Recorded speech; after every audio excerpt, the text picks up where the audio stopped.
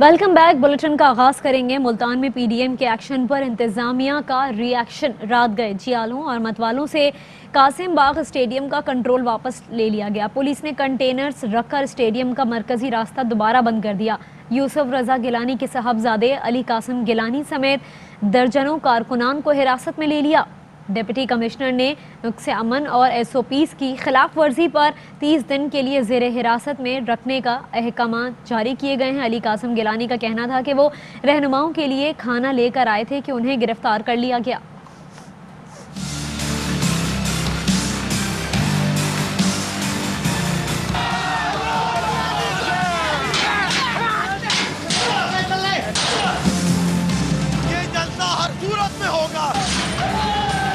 Opposition के action पर मुल्तान इंतजामिया का रिएक्शन। कासिम बाग में इजाजत न मिलने के बावजूद जलसागाह में दाखिल होने, तोड़ फोड़ पर अली कासिम गिलानी और दर्जनों कारकुनों को हिरासत में ले लिया गया। पानी और खाना अंदर लेके जाने दे, मुझे जगह दे दे। अंदर हमारी कायदीन बैठे हुए, हमारे कायदीन अंदर बैठे हुए, उनके लिए पानी और खाना मैंने मांगा था। चलो सर, ये मुझे गिरफ्तार करके लेके जा रहे हैं। रात गए पुलिस ने पीडीएम की जलसागाह किला कासिम बाग स्टेडियम का कंट्रोल संभाल लिया और कंटेनर्स रखकर स्टेडियम का मरकजी रास्ता दोबारा ब्लॉक कर दिया। यूसुफ रजा गिलानी के साहबजादे अली कासिम गिलानी को भी हिरासत में ले लिया गया। डिप्टी कमिश्नर ने नुक्से अमन और SOPs की खिलाफ वर्जी के इल्जामात पर अली कासिम गिलानी को 30 दिन तक हिरासत में रखने के अहकाम जारी कर दिए।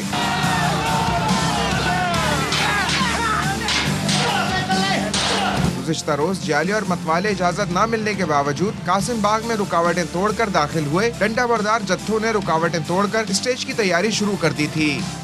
मुल्तान में गुज़िश्ता रोज पीडीएम जमातों की रैली निकालने पर 80 अफराद के खिलाफ मुकदमा दर्ज कर लिया गया है।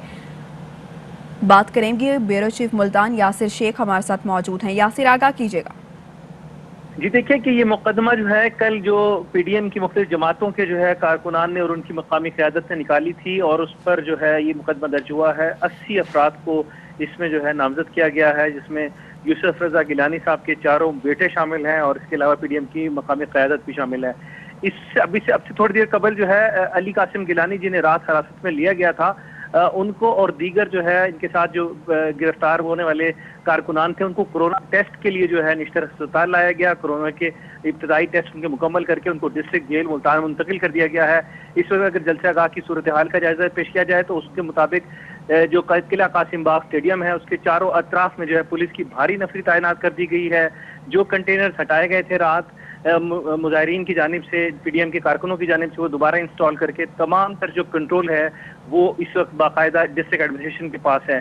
डिस्ट्रिक्ट एडमिनिस्ट्रेशन अपना जो है मास्टर प्लान जारी कर चुकी है, जिसके मुताबिक जो है किला कासिम बाग के अंदर और उसके अतराफ में 3 हेलीपैड बनाए जा रहे हैं। रिजर्व फोर्सेस मंगवा ली गई हैं, मेडिकल पैरामेडिकल स्टाफ की छुट्टियां मंसूख कर दी गई हैं और साथ ही जो है डिस्ट्रिक्ट इंतजामिया के तमाम अफसरान को 72 घंटों तक जो है अपने हेडक्वार्टर से को खाली न करने की हिदायत की गई है। जी शुक्रिया यासिर। मुल्तान के साथ जनूबी पंजाब के मुख्तलिफ शहरों में भी पीडीएम में शामिल जमातों के मकामी कारकुनान की गिरफ्तारियां की जा रही हैं। लियाकतपुर के नवाही इलाके तरंडा मोहम्मद पनाह से नून लीग के मकामी रहनुमा चौधरी शहबाज जट, सुहेल बट JUI के कारी खलील रहमान और मौलाना मुनीर अहमद अब्बासी को गिरफ्तार कर लिया गया। लिया से नून लीग के साबिक चेयरमैन म्यूनसिपल कमेटी हाफिज जमील अहमद गिरफ्तार हैं। खानेवाल पुलिस ने JUI फे के मकामी रहनुमा मियां अजमल अब्बास और नून लीग के 2 कारकुनान को पकड़ लिया। सादिकाबाद से भी 10 कारकुन गिरफ्तार हैं। पुलिस ने मोहसिन वाल से नून लीग के मकामी लीडर गुलाम शब्बीर साकी को गिरफ्तार कर लिया। Chairman People's Party Bilawal Bhutto Zardari ने कारकुनों और सीनियर रहनुमाओं को मुल्तान पहुंचने की हिदायत कर दी है। कहते हैं पंजाब पुलिस रुकावट बनी तो पीडीएम की तहरीक मजीद जोर पकड़ेगी। पंजाब हुकूमत मुल्तान में PP के यौम तासीस पर जलसे से बौखला उठी है। हुकूमत ने एक बार फिर हमला किया और कासिम गिलानी समेत कारकुनान को गिरफ्तार किया। बिलावल भुट्टो ने ट्वीट में कहा, चाहे कुछ हो जाए 30 नवंबर को पीडीएम की मेज़बानी करेंगे और आसिफा भुट्टो मेरी नुमाइंदगी के लिए मुल्तान पहुंच रही हैं। मुल्तान में जलसा तो होकर रहेगा। मुल्तान में पीडीएम के जलसे के लिए कल क्या हिकमत अमली अपनाई जाए। मौलाना फजलुर रहमान की सरबराही में पीडीएम की बैठक आज मुल्तान में कासिमुल उलूम में होगी। मीटिंग में अली कासिम गिलानी समेत दीगर कारकुनान की गिरफ्तारी के बाद की सूरत हाल पर गौर किया जाएगा। इजलास में साबिक वजीर आजम यूसुफ रजा गिलानी, नून लीग के रहनुमा राना सनाउल्लाह, JUP के अनस नूरानी, जमीयत अहले हदीस के साजिद मीर शरीक होंगे। इजलास के बाद आइंदा के लाही अमल का ऐलान प्रेस कॉन्फ्रेंस में किया जाएगा। मुल्तान में जलसागाह पर इंतजामिया का कंट्रोल है, पुलिस एहलकार तैनात है। मौलाना फजलुर रहमान की ज़ेर सदारत PDM का इजलास भी आज होगा। इसी बारे में मजीद बताएंगे राना फारूक। सूरत हाल ये है कि मुल्तान इंतज़ामिया ने स्टेडियम किला गोना कासिम बाग का कंट्रोल संभाल रखा है। गुज़श्ता रात ही ये कंट्रोल संभाल लिया था। यहाँ पर ना इस वक्त PDM के कारकुनान मौजूद हैं और ना ही यहाँ पर क़यादत मौजूद है। स्टेडियम बिल्कुल खाली पड़ा है। गुज़श्ता रात पुलिस की जानिब से क्रैकडाउन किया गया। अली कासिम गिलानी जो कि साबिक़ वज़ीर आज़म यूसुफ रज़ा गिलानी के साहबजादे हैं, उनको गिरफ़्तार किया गया, जिसके बाद से यहाँ से कारकुनों को मुंतशिर कर दिया गया और यहाँ से जो इस्तकबालिया कैंप था उसको भी उखाड़ दिया गया। पीपल्स पार्टी की ख्वाहिश है कि ये जलसा हर सूरत हो और पीपल्स पार्टी के जो रहनुमा हैं उनसे हमारी बात हुई, नून लीग के रहनुमाओं से बात हुई। उनका ये कहना है कि हर हाल में हर सूरत में यहाँ पर जलसा होगा, लेकिन इंतज़ामिया मज़ीद है कि ये जलसा किसी सूरत नहीं होगा। यहाँ पर आज की सूरत हाल ये है कि मौलाना फजलुर रहमान भी आज मुल्तान पहुँच चुके हैं, राना सनाउल्लाह भी मुल्तान पहुँच चुके हैं। अब से कुछ देर के बाद मुल्तान में मौलाना फजलुर रहमान की क़यादत में PDM का इजलास होगा, जिसमें मुस्तकबिल का लाया अमल तय किया जाएगा। जी, वज़ीर आला पंजाब की माविन खुसूसी फिरदौस आशिक अवान कहती हैं कि रियासती रिट चैलेंज करने वालों से आहीनी हाथों से निपटेंगे। आवाम को सियासी बेरोजगारों के सुपुर्द करके खतरे में नहीं डाल सकते। जलसों की परवाह नहीं, मगर आवाम की जिंदगी का तहफ़्फ़ुज़ हमें बिला तफरीक मुक़द्दम है। वज़ीर आज़म इमरान खान ने कहा है सिलेक्टेड तो नवाज शरीफ और आसिफ अली जरदारी हैं। बिलावल भुट्टो को पर्ची मिल गई, वो लीडर बन गया। मरियम नवाज को बाप की वजह से पोजीशन मिल गई। वज़ीर आज़म ने कहा उन्हें फौज ने कभी नहीं कहा ये करो ये ना करो। जनरल आसिम बाजवा को चेयरमैन CPAC मेरिट पर लगाया, किसी के दबाव पर नहीं लगाया। मैं रेजिस्ट तो तब करूं जब फौज मेरे ऊपर कोई प्रेशर डाले। मुझे एक चीज आज तक फौज ने नहीं की कि जो मैं करना चाहता था और वो कहें कि ये ना करो। जनरल आसिफ बाजवा CPAC पे उनको लगाया था। जो गवादर है वो फोकल पॉइंट है CPAC। General Bajwa southern command के हेड थे। उधर एक सिक्योरिटी इशू भी है बलूचिस्तान के अंदर। वहाँ वो पहले काम करते रहते चाइनीज के साथ, चाइनीज से भी कंसल्ट करके हमारे पास बेहतरीन ऑप्शन वो जनरल बाजवा है। किसी की तरफ से प्रेशर नहीं था। जिसने भी कोई जिंदगी में मुकाबला किया हो वो समझता है कि यू टर्न होती है। मैच के दौरान जो मैंने स्ट्रेटजी बनाई हुई है, अगला कोई ऐसी चाल खेल देता है, मैं अगर उसी स्ट्रेटजी पे चलता जाऊँ तो मैं हार जाऊंगा। मैं फिर अपनी स्ट्रेटजी चेंज करता हूँ। इधर तक सिलेक्टेड है। नवाज शरीफ इलेक्शन लड़के नहीं आए थे। जनरल जिलानी ने उनको पहले फाइनेंस मिनिस्टर बनाया, फिर जनरल जिया ने उनको चीफ मिनिस्टर बनाया। तो दूसरी तरफ आसिफ जरदारी, बल्कि जुल्फ़िकार अली भुट्टो वाहिद मिलिट्री डिक्टेटर के साथ वजीर बने। मरियम नवाज को ले लें, बाप की बेटी ना हो तो इनको तो पोजीशन ना मिली हो। वही है बिलावल भुट्टो, अगर वो एक कागज ना दिखाते तो ये ना बनता। वज़ीर आज़म इमरान खान से जब नवाज शरीफ की सेहत और बैरून मुल्क जाने के हवाले से सवाल किया गया तो वो गहरी और ठंडी सांस भरकर बोले, ये बड़ी दुख भरी कहानी है। वज़ीर आज़म ने इस हवाले से और क्या कहा, दिखाते हैं आपको। देखिए, ये एक बड़ी दुख भरी कहानी है कि क्या हुआ इवेंचुअली, क्योंकि हमने जो रिपोर्ट्स देखी तो अब मैं क्या बताऊं, जब वो रिपोर्ट्स में जब बीमारियां पड़ी तो हमने सोचा कि क्या एक आदमी को इतनी बीमारियां हो भी सकती हैं। अच्छा, और वो जिंदा है। और अब बात कोरोना वायरस की। कोरोना वायरस के बाद तेज मुल्क में अमवात और केसेस की तादाद बढ़ने लगी है। सरबरा corona task force doctor Ataur Rahman ने मुल्क भर में दफ़ा 144 नाफिज करने की तजवीज़ दे दी है।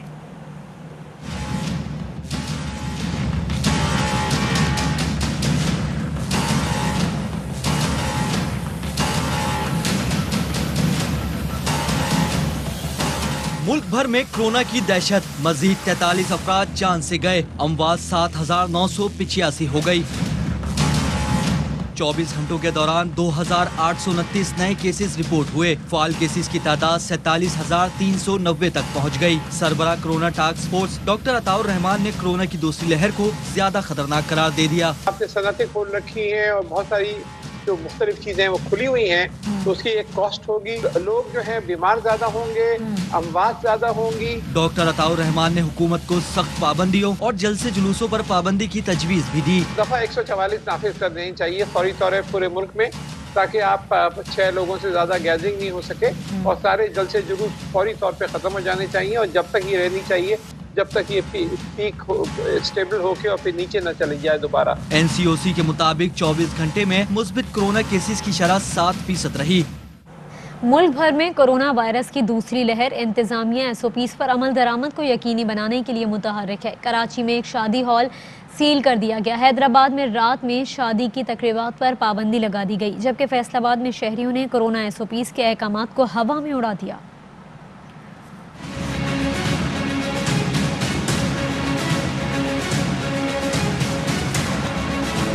कोरोना का फैलाव रोकने का मिशन, इंतजामिया का SOPs की खिलाफ वर्जी पर सख्त एक्शन। कराची में कोरोना SOPs की खिलाफ वर्जी पर शादी हॉल सील कर दिया गया। हैदराबाद में रात को शादी की तकरीबात पर पाबंदी लगा दी गई है। अब सिर्फ दिन में शादी की तकरीबात होंगी। फैसलाबाद के शहरियों ने भी कोरोना SOPs की धज्जियां उड़ा दी। रश वाले मकामात पर शहरी मास्क और हैंड सैनिटाइजर इस्तेमाल कर रहे हैं और न ही मुनासिब फासला रख रहे हैं। कोरोना वायरस इतना है कि हर दूसरे इंसान के अंदर है। मास्क हम इसलिए नहीं पहन रहे, हमारे सांस की प्रॉब्लम होती है। बस मैंने अभी लिया नहीं लेता हूँ। NCOC ने मुल्क भर में हिदायत जारी की है कि शहरी सख्त एहतियात करें। और अभी खबर आपको दें इस्लामाबाद से, जहां पर कोरोना सूरत हाल पर national command and operation centre में इजलास हुआ। मुतालिका हुकाम की कोरोना सूरत हाल SOPs पर अमल दरामद पर ब्रीफिंग दी गई। मुल्क में मुस्बत कोरोना केसेस की शरह बुलंद तरीन सतह पर पहुंच गई है, ये ब्रीफिंग में बताया गया है। जहांगीर खान हमारे साथ मौजूद हैं। जहांगीर, बताइएगा। जी बिल्कुल, NCOC का इजलास इस वक्त जारी है, जिसमें मुतल्लिका हुकाम की जानिब से NCOC को ब्रीफिंग दी जा रही है मुल्क में कोरोना सूरत हाल के हवाले से। इस ब्रीफिंग में बताया गया कि मुल्क में मस्बत कोरोना केसेस की जो शरह है वो बुलंद तरीन सतह यानी 7.1% पर पहुंच चुकी है। मीरपुर आज़ाद कश्मीर में मस्बत कोरोना केसेस की शरह 24.85% है, जबकि हैदराबाद सिंध मस्बत कोरोना केसेस की शरह 22.18% है। कराची में मस्बत कोरोना केसेस की जो शरह बताई गई है वो 18.96% है। और इसके साथ साथ ब्रीफिंग में ये भी बताया गया कि मुल्क में तशवीशनाक जो कोरोना के मरीज हैं उनकी जो तादाद है उसमें भी तेजी से इजाफा हो रहा है और अब तक 2186 मरीज ऐसे हैं जिनकी हालत कोरोना से तशवीशनाक बताई जा रही है। इस ब्रीफिंग में बताया गया है कि आज़ाद कश्मीर में मस्बत कोरोना केसेस की जो मजमूई शरह है वो 16.58%, बलूचिस्तान में 9.12% है, गिलगित बल्तिस्तान में 5.56% और इस्लामाबाद में 5.30% बताई गई है। जो मुल्क के जो अहम शहर हैं जहाँ पर कोरोना केसेस की जो शरह है वो बुलंद है, इनमें रावलपिंडी है, लाहौर, मुल्तान, सिंध में कराची और हैदराबाद है, खैबर पख्तूनख्वा में पेशावर है, बलूचिस्तान में कोयटा और उसके साथ साथ इस्लामाबाद में जो केसेस की शरह है मस्बत केसेस की वो 5.30 है, जबकि आज़ाद कश्मीर के 2 शहर मीरपुर और आज़ाद मुजफ्फराबाद में कोरोना केसेस की जो शरह है उसमें तेजी से इजाफा हो रहा है। जी शुक्रिया जहांगीर।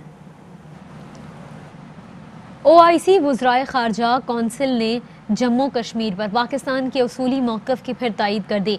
नाइजर में मुनक़दा OIC वज़राए ख़ारजा कौंसिल इजलास के 47वें इजलास के एलामिये में कहा गया है कि मसला कश्मीर का हल अक़वाम मुत्तहिदा की सलामती कौंसिल की करारदादों के मुताबिक होना चाहिए।